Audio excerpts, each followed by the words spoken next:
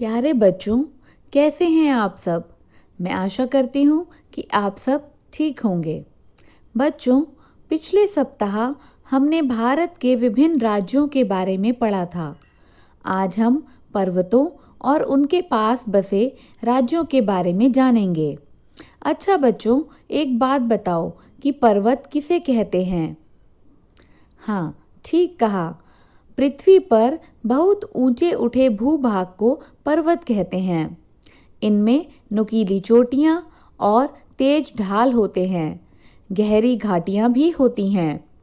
बच्चों, आपको पता है कि भारत के उत्तर में कौन सी पर्वतमाला स्थित है? जी हाँ, हिमालय पर्वतमाला। इस पर्वतमाला में 3 श्रेणियां हैं। इन्हें हम मुख्य हिमालय, मध्य हिमालय और शिवालिक श्रेणी कहते हैं।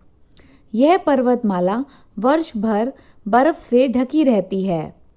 हिमालय पर्वतमाला में ही विश्व की सबसे ऊंची चोटी एवरेस्ट स्थित है। चलो बच्चों, अब हम हिमालय पर्वतमाला के पास स्थित कुछ राज्यों जैसे उत्तराखंड, जम्मू एवं कश्मीर, अरुणाचल प्रदेश आदि के विषय में जानेंगे। उत्तराखंड में हिंदुओं के प्रमुख तीर्थ स्थल हरिद्वार एवं ऋषिकेश स्थित है।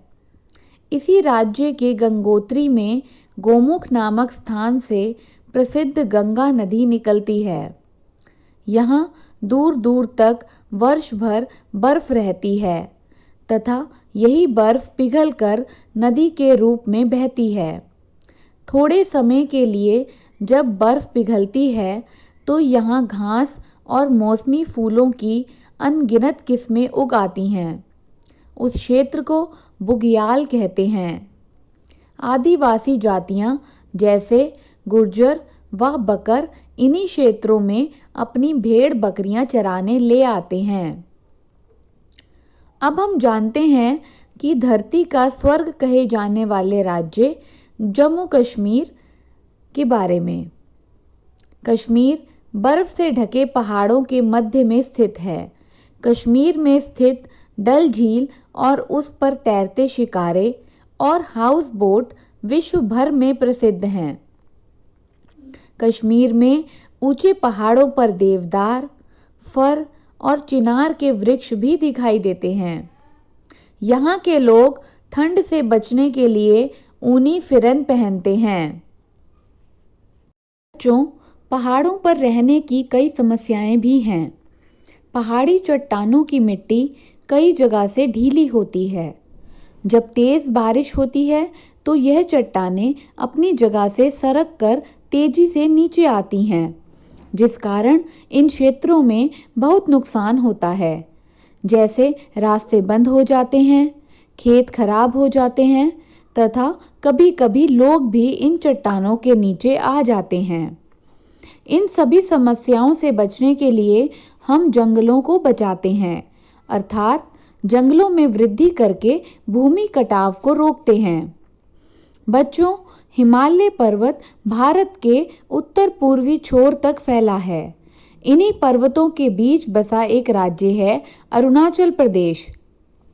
अरुणाचल का अर्थ है सूर्य उदय का प्रदेश, क्योंकि भारत में सबसे पहले सूर्योदय यहीं होता है।